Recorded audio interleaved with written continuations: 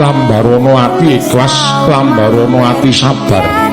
Mergo tentreming urip ana ing jagat mau ora katondo akeh ing brana picis lan ora katondo dhuwuring derajat lan pangkat. Percaya wong kang tansah nampa marang kodrating Wang Mahanasa, wong kang tansah nampa marang pestining sing gawe jagat, sayekti ing kono bakal antuk kanugrahaning Wang Mahawidi. Ison